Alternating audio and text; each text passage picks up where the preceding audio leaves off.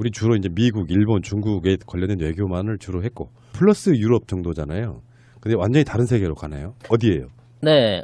오늘은 카타르, 중동에 있는 그 약소국이죠. 아직까지는. 축구 강국 아니야? 우리나라가 작살나고 있는 월드컵을 한다고 하는. 날씨가 너무 더운데 어떻게 월드컵을 하냐 그러니까 반지하로 경기장을 만들고 에어컨을 틀겠다고 하는. 돌 하나만큼 짱. 그렇죠. 조그만 나라인데도 불구하고 추정 GNP가 12만 불에 달하는. 카타르가 조만간 어쩌다 보면 자기 나라 전체를 도움구장으로 만들 수도 있을 것 같아요. 지금 축구를 하기 위해서는 그렇게 할 수밖에 없어요. 에어컨을 안 틀면 관중이고 선수고 뛸 수가 없는 나라인데도 불구하고 스포츠와 문화, 교육, 산업에 있어서 중동의 새로운 강국이 돼보겠다고 하는 중동의 새마을 운동을 하고 있는 나라가 카타르입니다. 그러네. 자, 섭씨 50도에 한번 뛰어보실래요? 왜 이래? 나 축구 싫어해. 난 야구만 좋아해. 섭씨 50도에 야구 한번 해보실래요? 나는 월드컵 경기도 잘 안 봐요. 그런 이 카타르가 지금 중동에서 국제적인 왕따가 되고 있습니다. 근데 일방적인 왕따를 당하는 게 아니라 편이 갈라져서 싸우고 있는 거예요. 정통적인 중동의 강호인 사우디아라비아와 아랍에미레이트 등이 왕따를 시키고 있는 반면에 이란과 이집트, 터키 그리고 주변에 있는 다른 나라들이 또 적국 카타르를 응원하는 이상한 관계의 어떤 세력 싸움이 중동에서 일어나고 있습니다. 근데 이게 중동이 우리랑 뭔 상관이야 하고 보기에는 앞으로 이 중동의 변화가 국제적인 관계에서 엄청난 큰 변화의 바람을 불러올 수 있는 역할이 있고 또 이와 편승해서 가장 바쁘게 움직이고 있는 나라가 미국과 중국이라는 면에서 요거는 세계 경제와 외교에 영향을 미칠 수 있는 어떤 새로운 폭탄이 시작되었다라는 점에서 새로운 중동 사태가 될 수 있는 카타르 사태에 대해서 간결하게 오늘 짚어보고 넘어갈까 합니다. 자, 먼저 카타르 사태가 어떻게 해서 생겼는지 좀 이해를 해야 될 것 같은데요. 페르시아만에 있는 산유국들 중에 그 맏형 노릇을 하고 있는 사우디아라비아 그를 비롯한 정통 우호국들이 지금 카타르에게 단교 조치를 했습니다. 어느 날 갑자기 안 한다. 예. 싫다. 니들이랑 안 놀아라고 얘기를 하면서 심지어 카타르에 통하고 있는 육로와 항공편을 봉쇄를 해버렸어요. 왜 그랬죠? 그러니까 카타르가 미워서 그런 거지. 카타르가 하는 짓이 미워서. 그러면 뜬금없이 카타르는 왜 미움을 받고 있느냐 요거를 이해를 해야만 지금의 중동 사태를 이해할 수가 있는 겁니다. 이 카타르는 중동에 있는 정통적인 나라들하고는 조금 다른 모양을 보이고 있는데 정통적인 중동 국가들은 다 왕조 국가입니다. 그러니까 왕이 모든 그러니까 석유라고 할 수 있는 에너지 자원의 부를 전체적으로 다 쥐고 있어요. 그래서 이제 이걸 바탕으로 국가 운영을 하죠. 그렇게 되다 보니까 왕족에게 모든 부와 권력이 몰려가 있는 대신에 그 대신에 세금이라든지 국민에 대한 의무를 대폭 낮춰줌으로써 국민들한테는 편하고 안락한 삶을 제공하지만 사실상 모든 부와 권력과 외교 관계에 대한 헤게모니를 왕족만이 소유하고 있는 말 그대로 지구상에 얼마 남아있지 않은 왕조 국가 체제를 유지하고 있는 데가 중동입니다. 근데 나는 그게 비전이 없다고 느끼는 게 지하자원이라고 하는 거는 어느 날 떨어지잖아요. 그러면 미래를 위해서 투자를 해야 되는데 그건 없어 보이던데. 물론 나름대로 투자를 하고 있죠. 근데 그 투자를 금융사업이라든지 투자라든지 외지에 부동산을 산다든지 이런 방식으로 투자를 하고 있는 것이고요. 자국의 산업을 일으키려고 하는 노력은 하지 않고 있어요. 그러니까 그게 문제지. 그런데 유일하게 그런 노력을 하는 나라가 카타르입니다. 카타르는 세계 3위에 해당하는 천연가스를 보유하고 있는 국가예요. 카타르가 지금 있는 것보다 훨씬 더 많은 천연가스 생산 능력을 갖추고 있음에도 불구하고 그 수요를 조절해가면서 적절한 선의 어떤 부를 안정적으로 유지하고 있으면서도 산업 다각화를 추진하고 있습니다. 그러니까 금속 화학이라든지 알루미늄이라든지 비료 같은 산업들을 실제 육성을 해서 이거를 중동 전역에다가 수출할 수 있는 산업 개혁을 진행을 하고 있는 나라예요. 그것뿐만이 아니고 문화적으로 방송이라든지 연애 이런 콘텐츠를 만들어낼 수 있는 쪽에도 집중 투자를 해서 중동의 대표적인 방송 알자지라 방송을 운영하고 있기도 하죠. 카타르가 설립한 게 그 알자지라라는 방송인데 이것은 그 중동 전제 왕정들을 비판하는 등 보도로 사우디 등의 도전적 요소가 된다는 발표도 많이 하고 있습니다. 근데 알자지라 그러면 대표적인 안티 미국 방송 아닙니까? 일종의 이제 중동의 진실의 소리라고 말할 수 있는 방송이기 때문에 중동의 진실의 소리. 이런 면에서 이제 미국이나 기존의 전통 아랍 국가들한테는 굉장히 듣기 싫은 방송인 거죠. 근데 아무튼 이 방송을 키우고 여러 가지 드라마라든지 영화라든지 이런 것들을 제작할 수 있는 환경들을 만들어서 자체적인 콘텐츠를 거의 유일하게 생산하고 있는 나라가 카타르이기도 하고요. 이제 월드컵을 따내서 스포츠 중심으로 가고 있기도 하고, 뭐 카타르는 월드컵뿐만이 축구뿐만이 아니라 여러 가지 스포츠를 집중적으로 육성하고 있고, 뭐 아프리카에 있는 이민 선수들을 막 끌어모아가지고 육상이라든지 마라톤 이런 쪽에서도 지금 그 아시아의 스포츠 강국으로 키워나가고 있는 나라이기도 하고, 대학들을 굉장히 이제 투자를 많이 해가지고 중동의 최고의 교육 국가로도 발전하고 있는 거예요.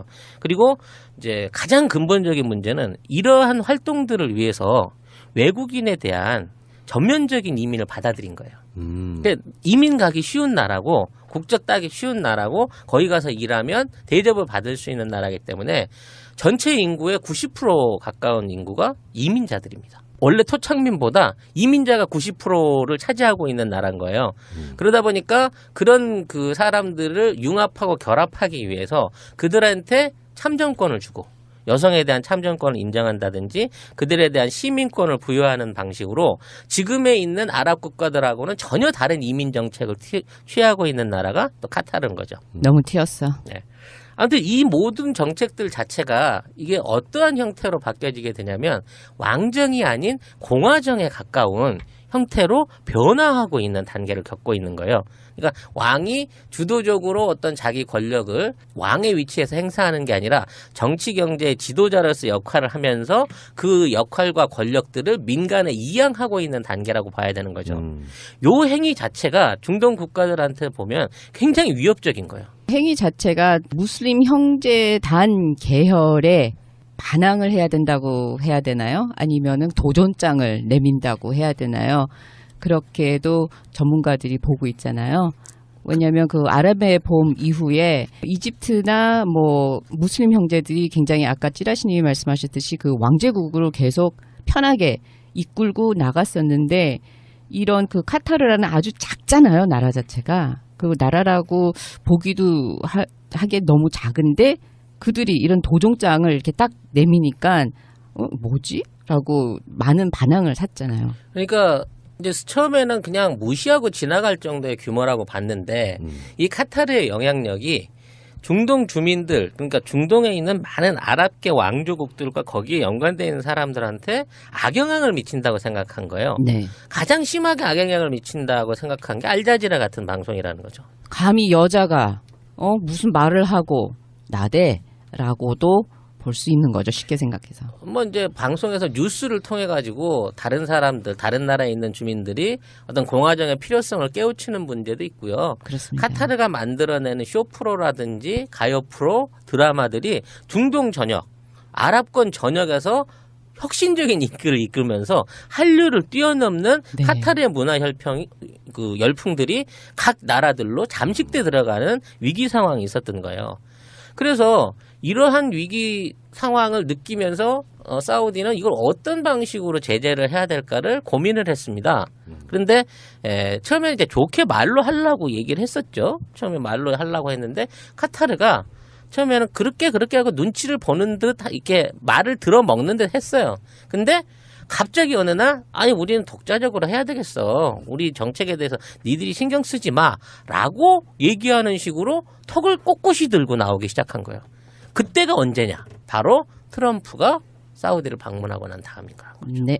즉 사우디를 비롯한 트럼프의 중동 정책이 실제적으로 바뀌었다는 것을 캐치하고 난 이후에 카타르는 독자적인 중동 내 외교 선언을 내려버린 거라고 이해를 하시면 되는 겁니다.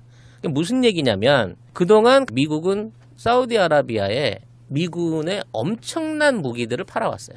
이게 연간 120억 달러 수준이라고 합니다. 그러니까 우리로 말하면 뭐 12억 달러 이상의 무기들을 계속해서 뭐 전투기를 비롯한 뭐 미사일이든지 여러 무기들을 많이 팔아왔어요. 그러면 사우디는 이걸 어떻게 했냐? 자국한테서 써먹었냐? 아니죠. 이거를 반군들이라든지 자기 주변에 위협이 될 수 있는 어떤 시리아라든지 이런 쪽에 전투하는 데다가 무상으로 줘버립니다. 그럼 미국 입장에서 너무 좋은 거야. 돈은 사우디가 내고 소모는 다른 나라들이 지들 안에서 막 전쟁하면서 없애주는 거예요. 그러니까 새로운 수요는 계속 생기죠.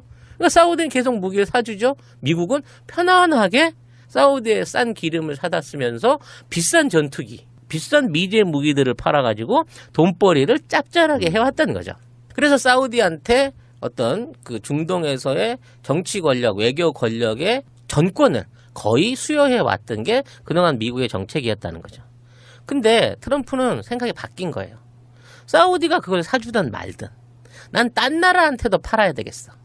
카타르한테 대놓고 무기를 직접 팔기 시작하게 됩니다. 물론 규모는 얼마 안 되죠. 근데 카타르에는 중동에서 제일 큰 미군 기지가 있습니다. 11,000명이 주둔하고 있죠. 그렇죠. 왜냐하면 카타르가 사우디나 아랍에미레이트에 비해서 주거 환경이 훨씬 좋고 미군들이 거기서 지내기가 좋다라고 이제 호평이 나겠죠. 아무래도 서방 국가식의 개방이 잘 돼 있다 보니까. 그러니까 군사적인 정점이 사우디에서 카타르로 넘어온 거예요.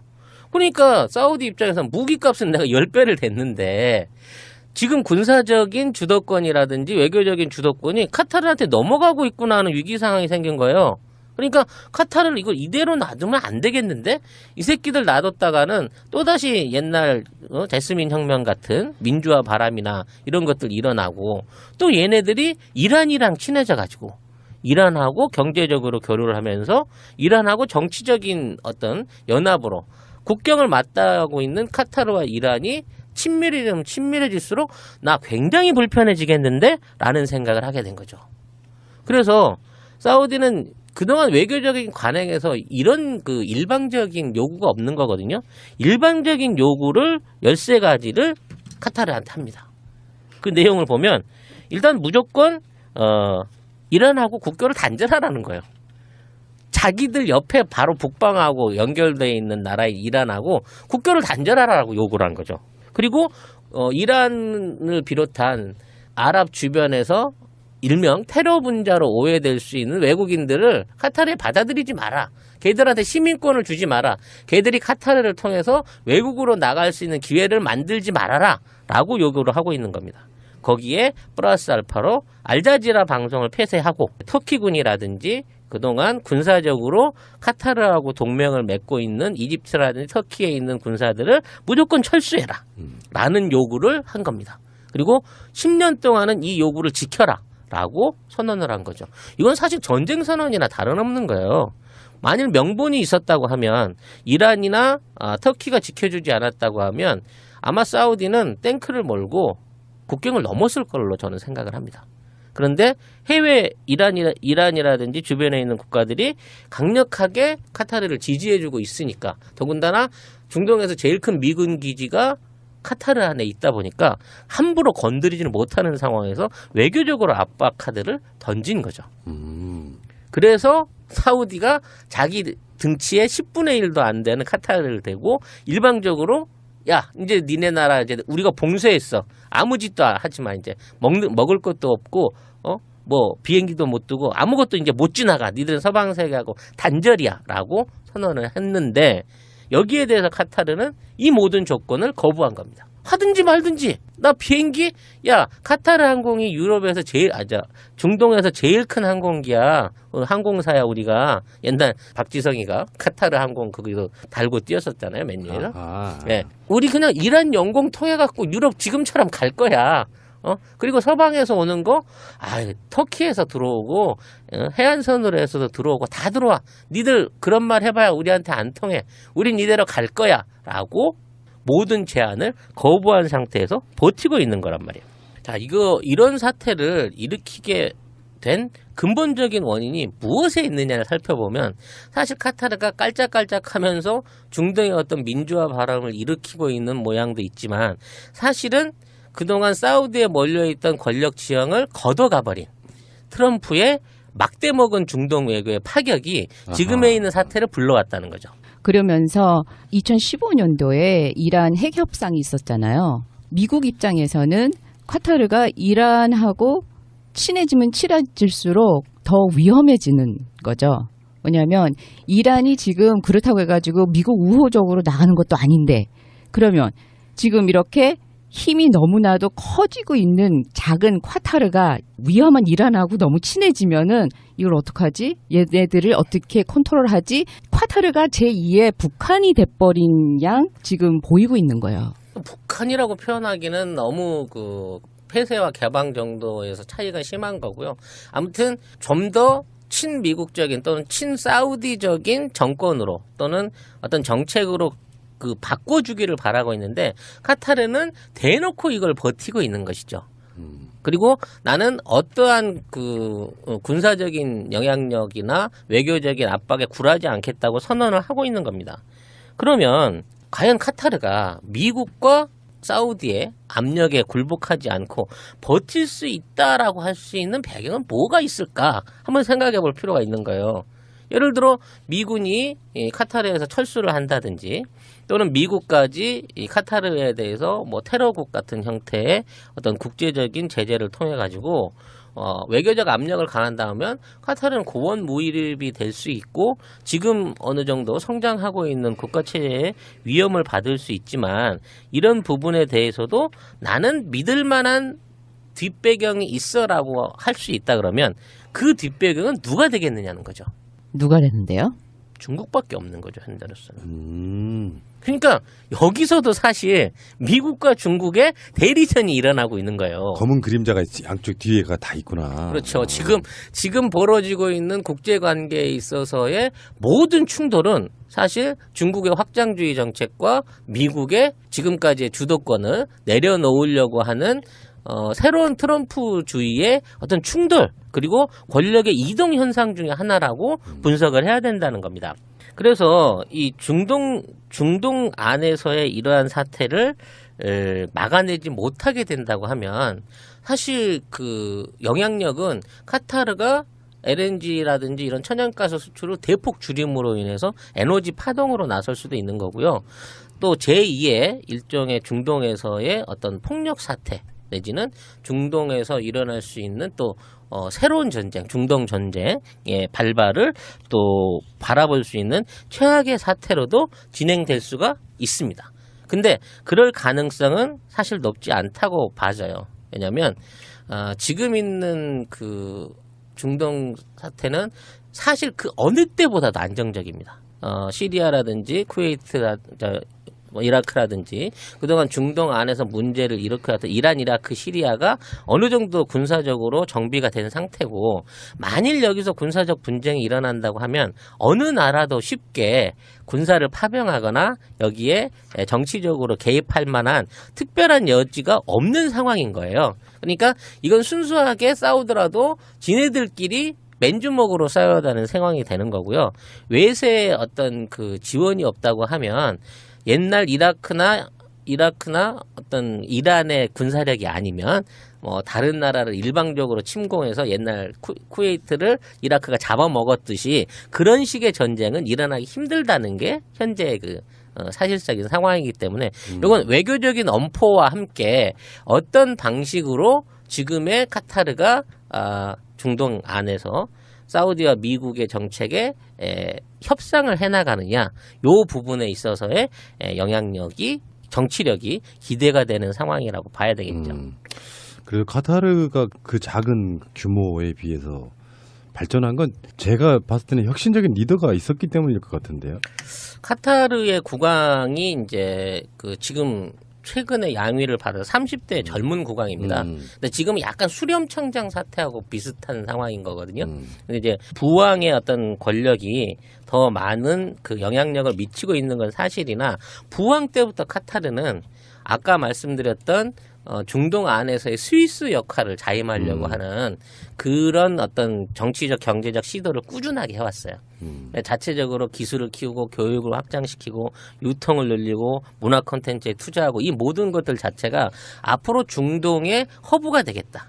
중동에 있는 그 균형자적인 역할을 스스로 하겠다라고 얘기를 하는 거고, 여기에 이제 다른 나라들이 어느 정도 그 영향력을 인정하고 동참하게 되면 나라의 크기나 경제력의 크기가 문제가 아니라 외교 정치적으로 중동의 영세 중립국 내지는 중동의 정치를 좌지할 수 있는 허브가 될 수 있는 상황이 되기 때문에, 그런 영향력을 뺏기기 싫은 미국이나 어떤 그 사우디의 입장에서는 적극적으로 현재 카타르를 찍어 눌러야 되는데, 카타르가 그동안 준비를 굉장히 외교적으로도 그렇고 실리적으로 많이 해왔던 거예요. 현 국왕이 2013년도에 위임을 받았을 때 양위를 받았죠.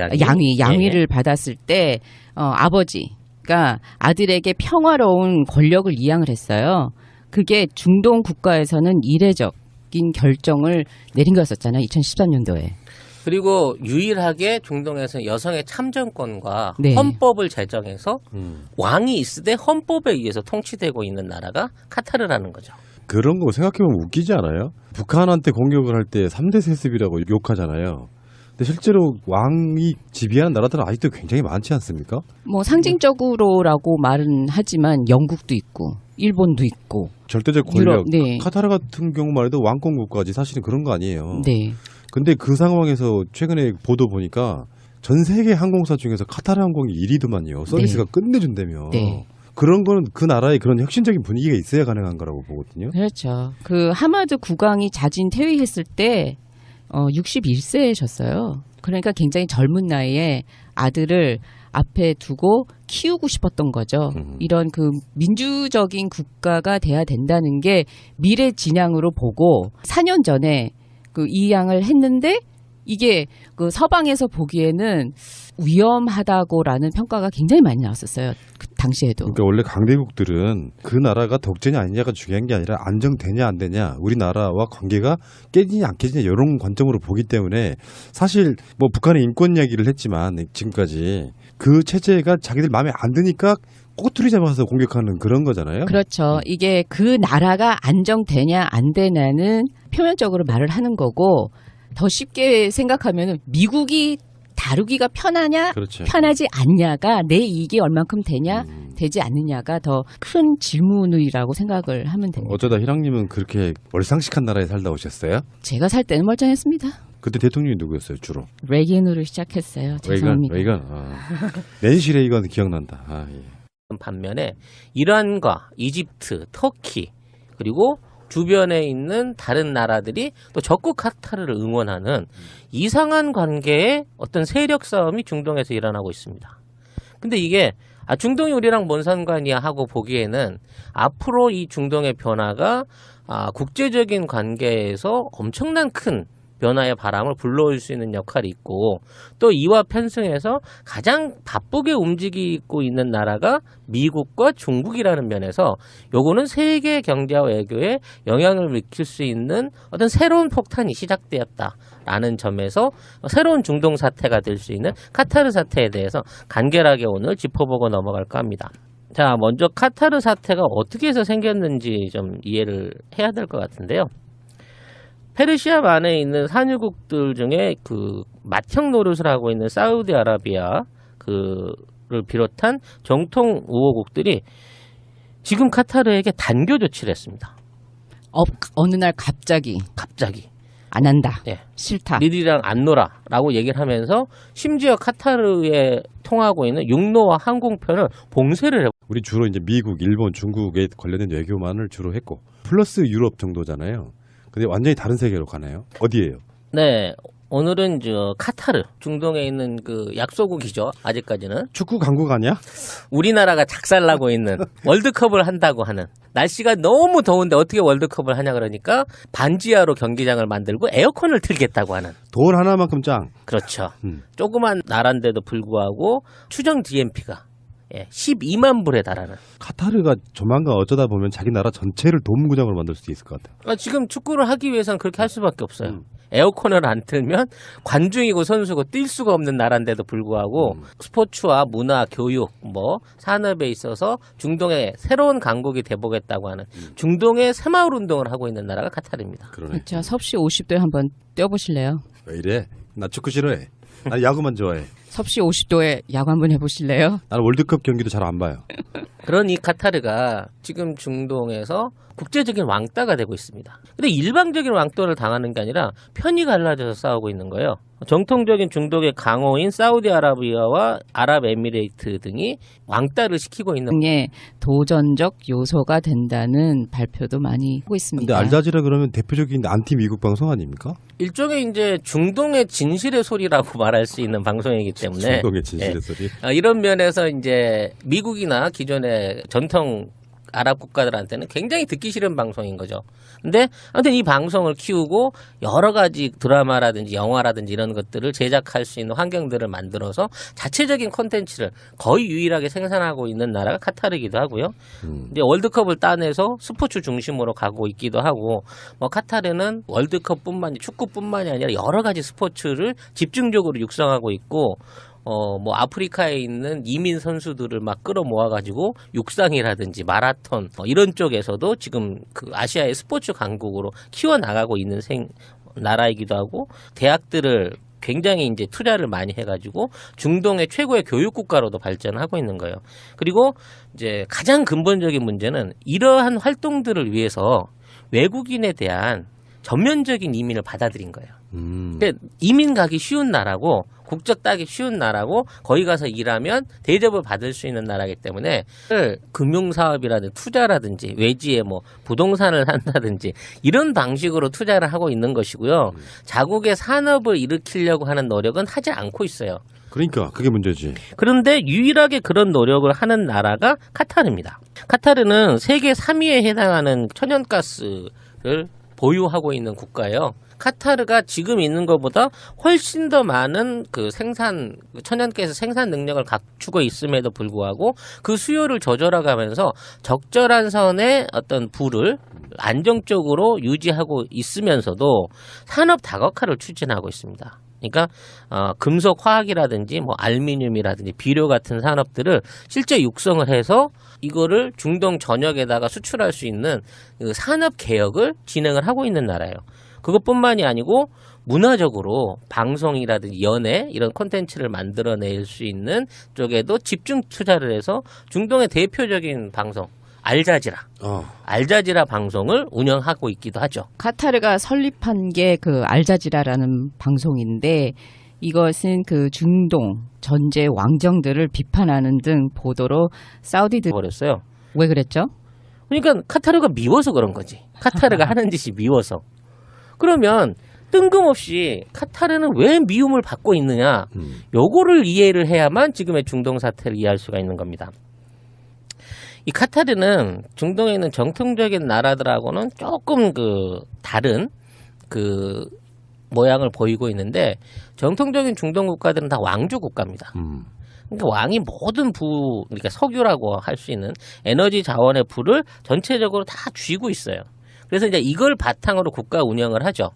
그렇게 되다 보니까 왕족에게 모든 부와 권력이 몰려가 있는 대신에 그 대신에 세금이라든지 국민에 대한 의무를 대폭 낮춰줌으로써 국민들한테는 뭐 편하고 안락한 삶을 제공하지만 사실상 모든 부와 권력과 뭐 외교 관계에 대한 헤게모니를 왕족만이 소유하고 있는, 말 그대로 지구상에 얼마 남아있지 않은 왕조 국가 체제를 유지하고 있는 데가 중동입니다. 근데 나는 그게 비전이 없다고 느끼는 게, 지하자원이라고 하는 거는 어느 날 떨어지잖아요. 그러면 미래를 위해서 투자를 해야 되는데 그거는 없어 보이던데.